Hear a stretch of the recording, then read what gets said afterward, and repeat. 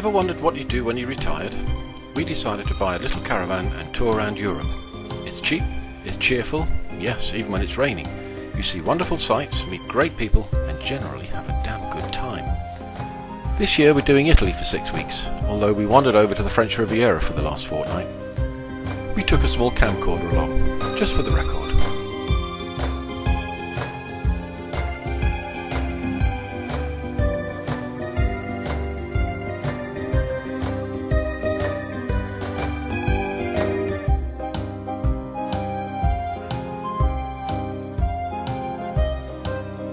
Yeah, it was good. I'm not quite sure if I got that right, but I think I sound convincing. Today we're going to Nice. Yes, and we decided to try by train because the traffic on the Riviera, on the A8 and other roads is a nightmare. So we parked up the car quite easily, just for parking €2 for the whole day. And we have our tickets. Actually, it was a bit more expensive than I thought, but it's €5 each return to Nice.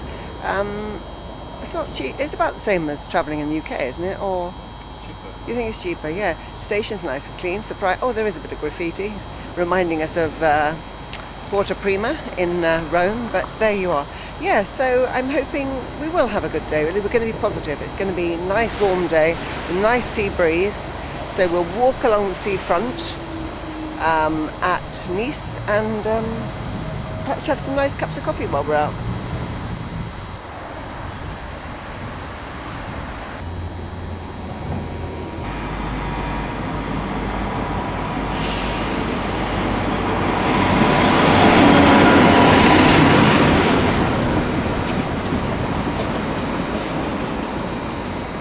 I think this is cattle truck class, don't you?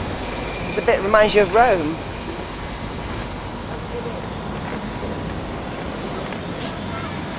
C'est Nice? Nice? Nice. Yeah, how do you get in? It's strange the doors don't open automatically, but yet they close automatically. But we're sitting on this side because I'm hoping to see the sea in a minute, but knowing me and my judgment, it'll probably be on the other side. À Nice-Ville. Terminus de train. Tous les voyageurs descendent de voiture. Well, let's start off with a bit of history. Nice was founded around 350 BC by the Greek seafarers who had settled Marseille. They named the colony Nicaea, apparently to commemorate a nearby victory, Nike in Greek. In 154 BC, the Greeks were followed by the Romans, who settled further uphill around what is now Simiez. By the 10th century, Nice was ruled by the Counts of Provence, but turned to Amadeus VII of the House of Savoy in 1388. I'm going to get more modern with my footwear because I've seen women my age wearing really modern things. I think I've got a bit too conservative.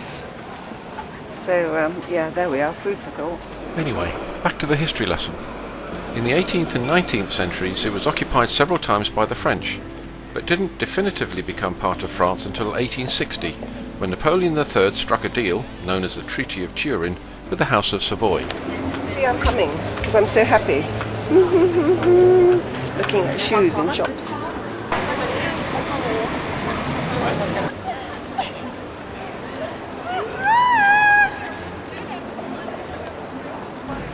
Anyway, more history later. We've turned up at an Italian food and wine fair, so it's a question of priorities.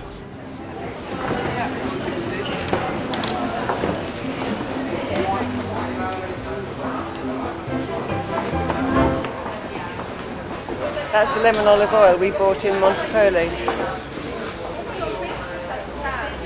Montepone olive oils. No, but it is with the lemon.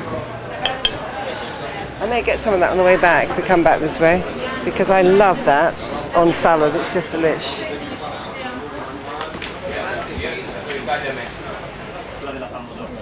Anyone for truffles?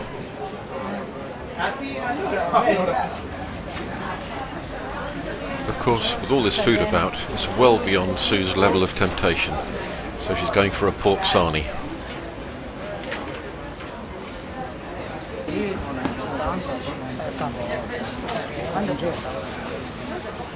Look at this, look at this. Just have to look. Look at that. All that on the focaccia, all that delish pork. Bloody hell. I'm salivating. I need to go and sit down to sit somewhere. What? You mean salivating? What did I say? Salivating. I said salivating, I thought.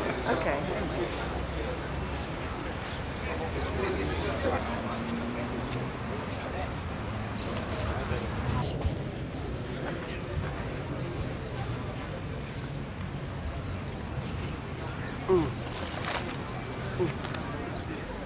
Yeah, that's enough food for the time being.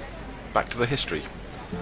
During the Victorian period, the English aristocracy and European royalty enjoyed Nice's mild winter climate. Its relatively recent status as a French city, combined with its long-standing tradition of international visitors, gives Nice something of an Italian flair. Today, it's the second most visited city in France after Paris.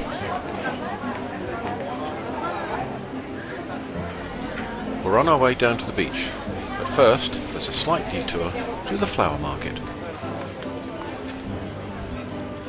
There's something those all over your fridge, or those little mice. It'd be quite sort of uncanny, wouldn't it? I don't think I like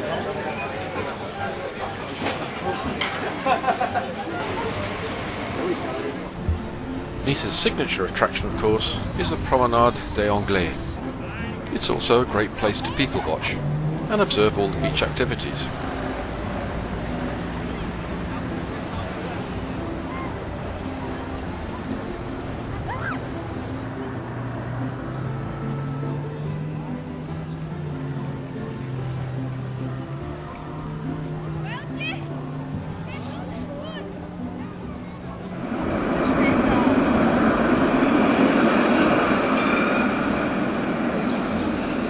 Well, we've had enough of Nice, so decided to walk back to the railway station. But there's still plenty to see.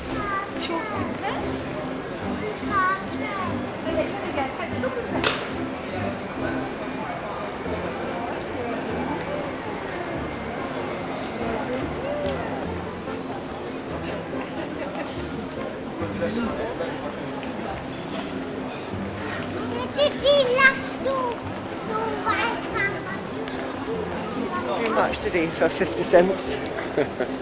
We expect him to do something quite exciting. But his costume's good.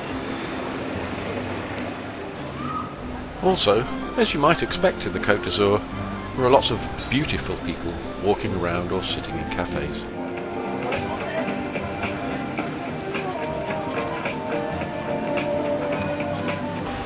And here we are, back at the railway station.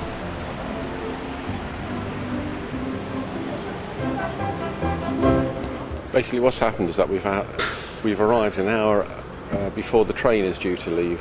Mrs. Impatient over there doesn't see why she has to wait for an hour, so we've got all sorts of options like getting a bus, even though we've paid for a return ticket, and she's getting a little bit narked, so got to take it carefully.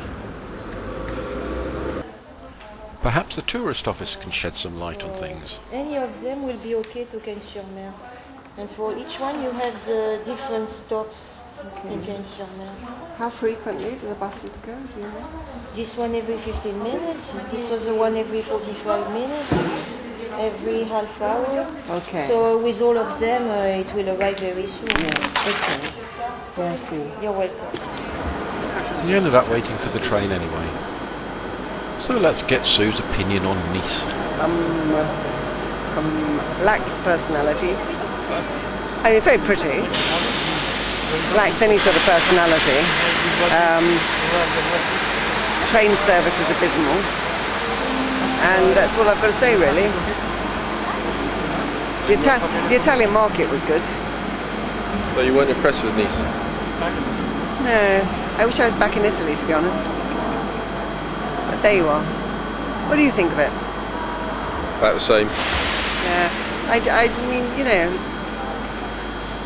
it does lack something, doesn't it? It's perhaps at night it's a much different place and it's beautiful and lots of lovely people come out and things like that. But yeah, it was a very nice city. a nice city. I mean, clean and nice shops, nice seafront, but just lacking something. Nice Nice then. Got it. Yeah.